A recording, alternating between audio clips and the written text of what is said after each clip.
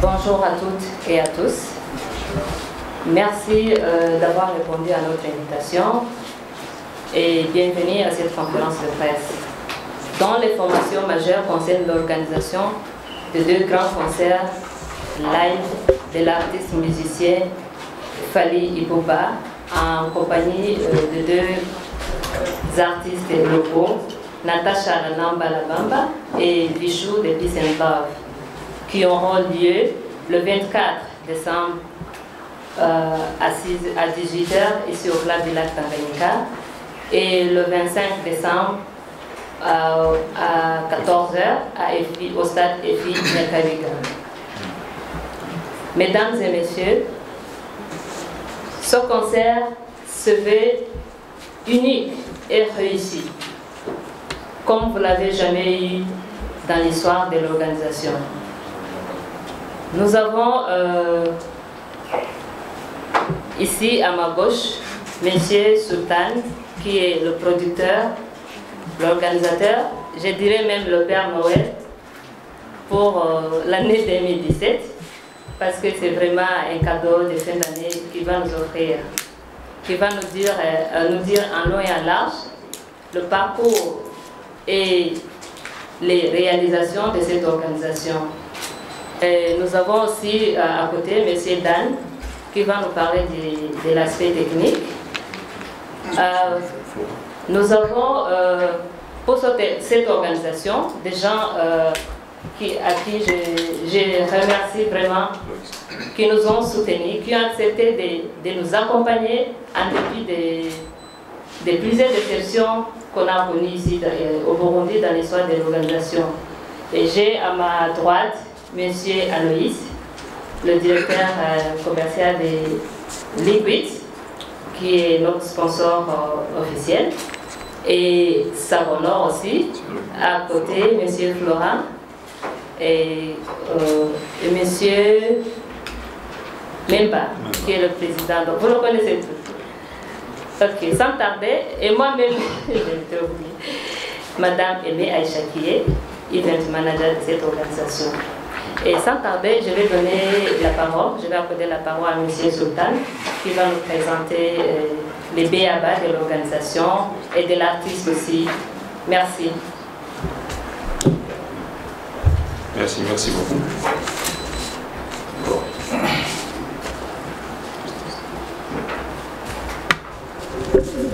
Et alors, moi, comme avion, chez Madame Aimée Adjekwi Fouga, je suis le producteur de Fally Ipupa, de cet événement. Et chacun et d'abord, artiste Fally Ipupa, et Wariwe, qui est en Rwanda, et Fally Ipupa, artiste et musicien congolais, chanteur, danseur, auteur, compositeur, interprète et producteur, genre de musique, et Ndombolo, Soukous, Afropop, R&B, donc world music. Fally Ipupa yatangwe carrière yiwe solo muri petit groupe yitwa Talalata aho hari muri 1997 Kinshasa, aho yaje gusohora album yiwe ya mbere muri janvier 1999 yitwa À lèvres on connaît. Et mon mpera az'umwaka w'igihumbi kimwe magana cyenda mirongo icyenda n'icyenda, donc 1999, et Fally Ipupa yaje kuva muri uwo mugwi wiwe yinjira muri Kasirate international ya Koffi Olomide. Icyo gihe habaye transfert les plus chers muri histoire y'imiziki muri Congo. Icyo gihe deja na Koffi yaciye amuha izina rya Nicolas Anelka. Byavuye ko muri uwo mwaka nyine Nicolas Anelka, umukinnyi mu Bufaransa muramuzi, yahejeje kugira transfert avant Paris Saint-Germain qui a coûté 220 millions de francs CFA. Amadou Matelemakien, Force de frappe, Fakata, Affaire d'État, Monde arabe, Danger de mort, Namasingelian. Et en 2006, Fally Ipupa, nous avons sa mise en disponibilité. Nous avons découvert l'album Yambere, Ario Droit Chemin. L'album Droit Chemin a sorti en 2007 avec 12 chansons. Liputa, Bakanja,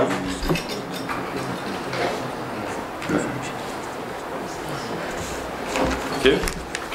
Et album associé muri 2007 premier album Droit Chemin yasohoye indirimbo nyinshi harimo Liputa, Bakanja, Ogazi, Associé n'izindi nyinshi abayumvisha barabizi. Iyo album ya mbere Droit Chemin niwe Fally Ipupa yatangiye kongeraho udushimwe. Aha dutangura muri César de la musique. Titre il devient meilleur interprète masculin de l'année. Le même année, muri Kora Award, nous avons gagné disque d'or et pour l'album Droit Chemin. Et donc plus de 85 exemplaires vendus. Arongene mu itariki mbizuke zikwa kane 2007 niho Fally Ipupa yagira igitaramo cyo cya mbere muri salle Olympia de Paris. Acha aba 5e personne le plus recherchée sur Yahoo FR. Avant le mwaka 2000. En 2009, Fally Ipupa yasohoye album yiwe igira kabiri yiswe Arsenal de belles mélodies avec 14 titres, 2 featuring avec Olivia et Chris. Donc 40 000 exemplaires vendus dans une semaine. Il deviendra aussi disque d'or avec 100 000 exemplaires vendus dans 3 mois. Yoni album igira kabiri. Itariki icumi le 10 octobre 2009, Fally était invité MTV Africa Music Award. Et le 12 mars 2011, Fally Ipupa yagize igitaramo ciwe kigira kabiri i Buraya muri Zénith de Paris. Le 11 juillet 2011, Fally Ipupa yagize igitaramo muri Stade de France de Paris. Et muri 2013 niho Fally Ipupa yasohora album yiwe igira gatatu ariyo yiswe Power Kosaleka. Le 14 mai 2013, lors de la première édition de Trace Urban Music Award, Fally sacré meilleur artiste de musique africaine. En 2013. Juin 2014, il est dans la Simone America et Muri Afrima Awards, meilleur artiste d'Afrique centrale. Et le 4 août 2014, Washington, lors du sommet des États-Unis Afrique, et avec Barack Obama, président des États-Unis, il y a des invitations de 47 dirigeants en Afrique.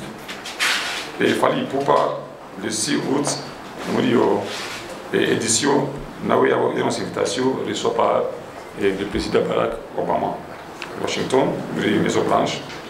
Le seul artiste africain central qui est connu au niveau. Et à Turabandanya, en 2014, il y a un maxi single original. Et original, il y a une section de la journaliste qui Instagram. Le 14 avril 2015, Fally est invité à Washington par la Banque mondiale au Global Citizen Earth Day. Special guest, concert national mall devant 250 000 personnes pour l'Amérique. Muri Bet Award au Makanyene à Washington, Fally Ipupa il y a un artiste international mais artiste francophone. Nous avons Award nous avons Sakashi, nous avons Sweet Life, meilleure chanson de l'année. En 2016, nous avons préparé l'album et Tokosi en Rio pour la 2017. Il y a un album qui a 30 millions sur YouTube. Le 14 décembre, nous commençons l'anniversaire à Fally Ipupa. Et il y a un disque qui a lancé et 2 disques d'or. Il faut regarder le disque il y a une chanson de Bad Boy, le disque il a un disque d'or. Et pour le clip, il dit que il y a et l'autre. Merci. Voici, et Anio Mateka ya Parmesi ya Fally Ipupa. Je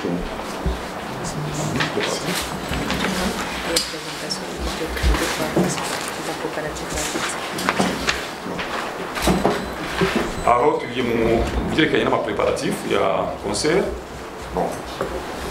Et pour Chicago, le répertoire était goué, pour les Panzeraises. Et l'artiste Fally Ipupa a Chicago et Bujumbura le 23 décembre 2017. À Chicago, l'aéroport est 9h30 du matin. Et les musiciens de Fally Ipupa à Chicago le même jour, le 23 décembre 2017, 11h30. Nous avons Chicago et Bujumbura. Artiste Fally Ipupa à Chicago, il y a une république de lac Tanganyika. Nous avons Moïse. Nous avons Kabili, le 24, à partir de 18h, nous avons Tangura, notamment Vive, à une bibliothèque de lac Tanganyika. Et le concert c'est VIP. Et le 25, nous avons Kabili, c'est le Noël. Et Fally Ipupa a Itaramo, qui m'a dit Skepes et Fini Kabiga, et qui ont Tangura 14h, Murambo. Icho kizoba cyo gitaramo ciwe cha Nyamagabe Bujumbura azoba ari kumwe na artiste loko aho twavuga Natasha la Namba la banda aussi hamwe na Vinchu et Peace and Love et muri bitaramo byose pari bibiri et Fally Ipupa azoririmbana nabo ba artiste musicien ngaho bacu Burundi et cyo no kongera ko nuko Fally Ipupa ngaha yaduteye iteka rikomeye cyane. Bisanzwe Fally Ipupa mu kwezi kwa gatandatu gushika mu December afise 24 concerts mu bihugu bitandukanye ngaha muri Afrika, ariko Fally Ipupa yahisemo yuko umunsi mukuru wahambaye nawe ategezwa kusangira natwe n'abarundi bose ngaha mu gisagara ca Bujumbura. Merci beaucoup.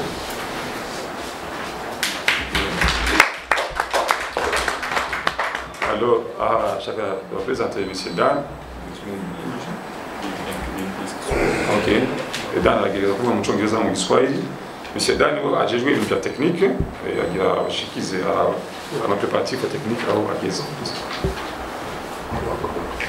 Thank you very much, Sultan. Good morning. I hope we all understand English. English, Kiswahili, which one do you prefer? Kiswahili. Yeah? Kiswahili.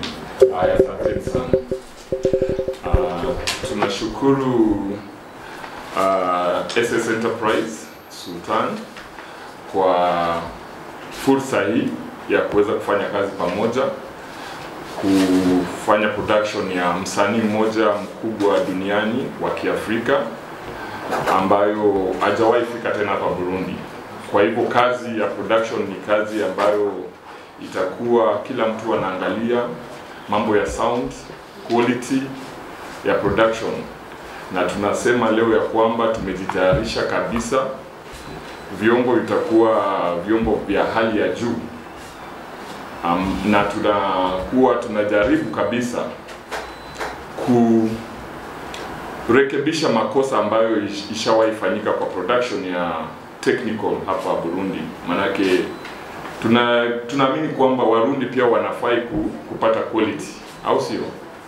Zile concert watu wanaona huko nje, pia hapa Burundi tunastahili kuenjoy the same quality. So kazi yangu itakuwa ni kibarua kigumu, lakini tunaiweza na tumejitayarisha kutosha. Sound system mzuri, light mzuri, stage mzuri, ambience mzuri kwa event. Ndio wageni wetu ambao ndio watu wa muhimu zaidi, wakikuja pale wafurahie. Huyu ni msanii mkubwa sana ambaye akikuja kwa hii nchi pia inainua jina ya nchi. Tuko na sponsors hapa ambao pia wamejitolea kusupport sherehe kama hii. Lazima tuhakikishe jina zao tunazi protect kabisa. Kwa hivyo yangu ni fupi sana, ni kusema kwamba tumejitayarisha kabisa mambo ya technical, sound system ya nguvu sana, lighting safi, stage nzuri, kila kitu. Mkitaka kinywaji chochote Aquavit wako hapa, msiogope. Tunakaribisha wananchi Warundi wote, wageni wote kutoka nje, East Africa community, na it's Christmas, ni wakati wa Christmas. Kwa hivyo ni wakati wa furaha. Asanteni sana. Et merci Sultan, merci Dan. Murakoze cyane mwese. Nkuko mweje kubyumva, organisation igeze kure, imyiteguro igeze kure. Dusa nk'abayihejeje mu by'ukuri. Dusigaje juste imyiteguro nkuko mwabyumvise imeze neza kandi isa n'iyarangiye.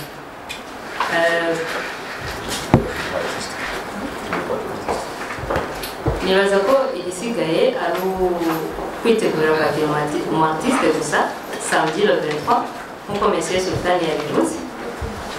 Isaha zitatu mugabo tukaba twiteguye kuzogira conference de presse yindi n'umu-artiste uwo munsi nyene isaha 7 ngaha nyene kuri Club du Lac Tanganyika. Nkuko twabibabariye iki giteramo cyateguwe na SS Enterprise ariyo Monsieur Sultan aserukiye. Mugabo mu myiteguro twaronse abantu badushigikira ariyo Monsieur Aloise ngaha iburyo bw'iwanje aserukira. Nkaba nari ngomba kumuha ijambo kugira agire icyo adushikirije. Monsieur Aloise kaze.